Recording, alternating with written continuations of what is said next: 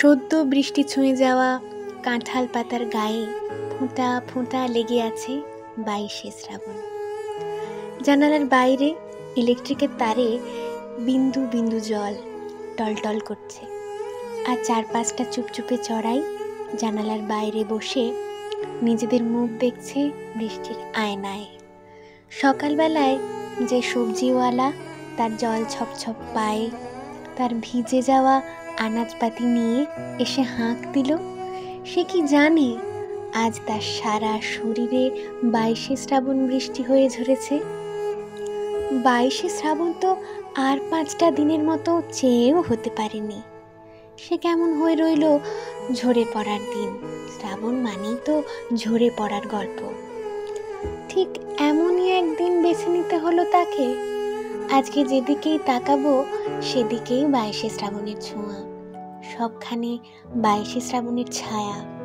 ওই যে জানালার নিচে, গুলঞ্চ মূলের গায়ে, কিংবা বিশাল পাইন গাছের গা জুড়ে যে চামেলি উঠেছে, তার আধ ফোঁটা সাদা ফুল একটা ঝোড়ো দিন এলোমেলো দোল খেয়ে যায়। আসলে 22শে শ্রাবণ কোনো মৃত্যু নিয়ে আসে না, সে নিয়ে আসে একটা অদ্ভুত রোম্যান্টিসিজম, যাকে আমরা মৃত্যু শোক ভেবে ভুল করে থাকি বারে বারে। যিনি প্রেমিক তিনি শুধু জীবনের সঙ্গে নয়, মৃত্যুর সঙ্গেও চরমতম প্রেম করেছেন। 22শে শ্রাবণ সেই স্রোতস্বিনী অন্ধকার ছুঁয়ে লেগে থাকা একটি ভিজে দোলন চাপা মাত্র, কিন্তু কাল মধ্যরাতে সে বড় বেশি প্রখর হয়ে উঠেছিল, যেন সে কাকে ছুঁতে চায়। প্রতি শ্রাবণ বয়ে আনবে একটি প্রেমের দিন, বয়ে আনবে তার 22 তারিখ।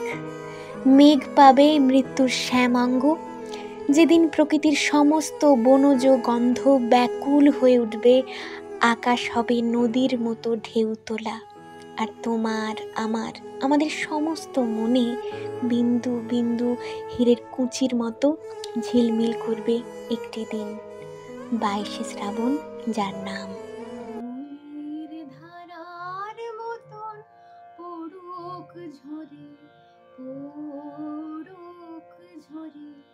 তোমারি সুরটি আমার বুকের পরে মুখের পরে, শ্রাবণীর ধারার মতন পড়ুক ঝরে পড়ুক ঝরে, তোমারি সুরটি আমার মুখের পরে মুখের পরে।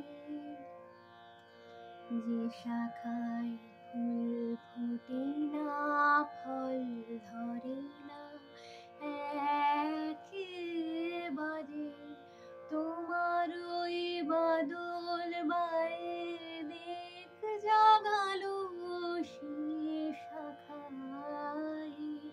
যে শাখায় ফুল ফোটে না ফল ধরে না একেবারে, তোমার ওই বাদল বায়ে দিক জাগালো সে শাখায়।